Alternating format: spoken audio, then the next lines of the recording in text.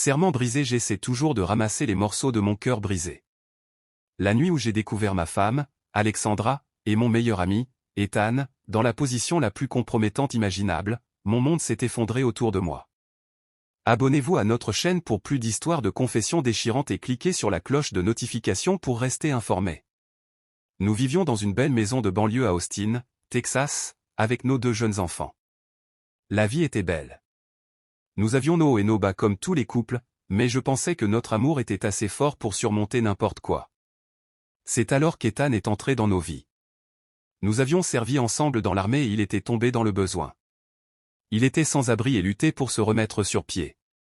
Je voulais l'aider, alors je lui ai proposé de rester chez nous dans notre maison d'hôte jusqu'à ce qu'il se soit installé. Alexandra était hésitante au début, mais je l'ai convaincue que c'était la bonne chose à faire. Nous avions de l'espace et ce serait un arrangement temporaire jusqu'à ce qu'Ethan se remette sur pied. Grosse erreur. Au début, tout semblait bien. Ethan était reconnaissant et nous étions heureux de l'avoir dans notre famille. Il a même commencé à travailler dans un restaurant local et les choses s'amélioraient.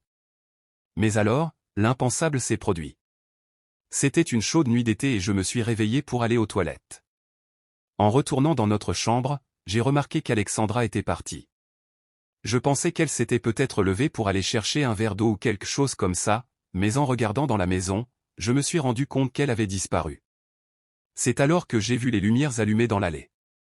Je suis sorti et c'est là que j'ai vu notre camion.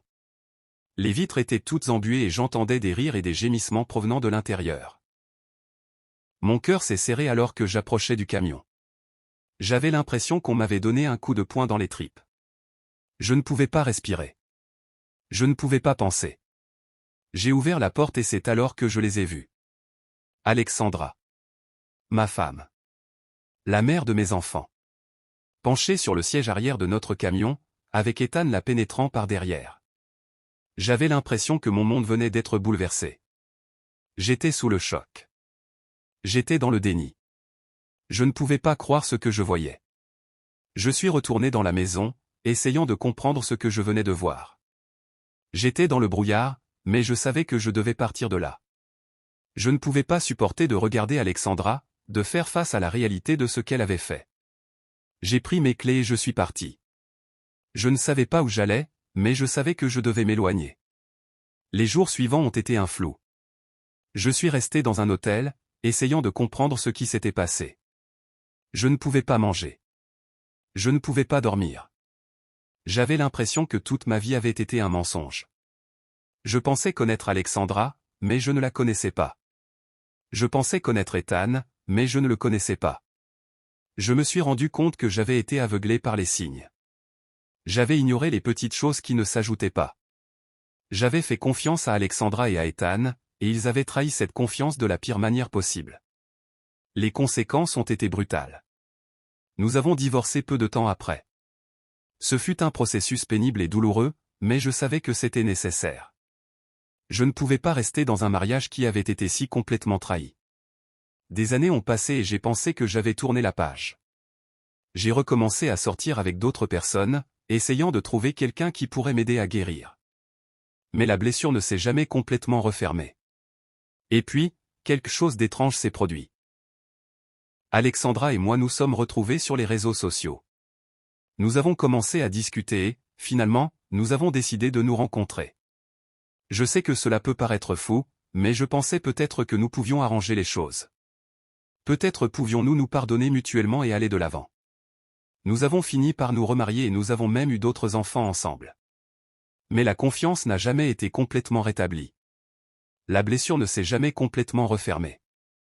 Alexandra était toujours la même personne qui m'avait trahi de la pire manière possible. J'étais un imbécile de penser qu'elle avait changé. J'étais un imbécile de penser qu'elle me serait jamais fidèle. Et maintenant, nous sommes à nouveau divorcés. Je ne sais pas ce que l'avenir me réserve, mais je sais que je mérite mieux.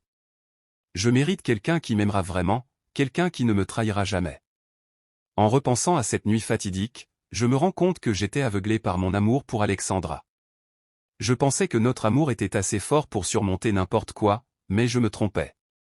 J'espère que mon histoire pourra servir d'avertissement aux autres. Ne vous laissez pas aveugler par l'amour. N'ignorez pas les signes. Faites confiance à votre instinct et ne vous contentez jamais de moins que l'amour et le respect que vous méritez. Abonnez-vous à notre chaîne pour plus d'histoires de confessions déchirantes. Partagez vos pensées et vos commentaires ci-dessous. Avez-vous vécu une situation similaire? Comment avez-vous fait face à la trahison?